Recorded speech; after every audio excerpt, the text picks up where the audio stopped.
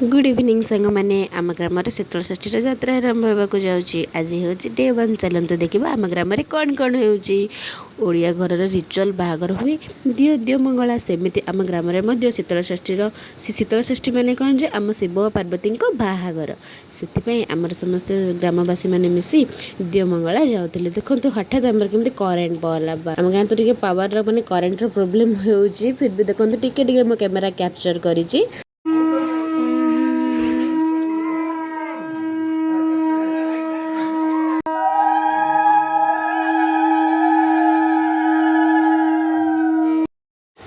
तापर आमर समस्ते मिसी आम ग्राम ग्राम देवती माँ ठाकुराणी पाखक गले समस्ते जाई प्रार्थना कले पूजा अर्चना कले आ जाने जानी ना आम ग्राम देवती माँ ठाकुराणी आम ग्राम को बहुत भलरे रखिंट आशीर्वाद सदा सर्वदा आम ग्राम समस्त पाखे अच्छे। आम ग्राम प्रत्येकटी शुभ कार्य आम माँ ग्राम देवती आम ठाकुराणी पाखर आरंभ होती। तेणुक आम आमर शीतल षष्ठी यात्रा आरंभ करूँ आमर माँ ग्राम देवती माँ आम ठाकुराणी पाखर। तापर सेठू समस्ते रिटर्न हो पुणी आमर मंदिर को गले जगन्नाथ मंदिर को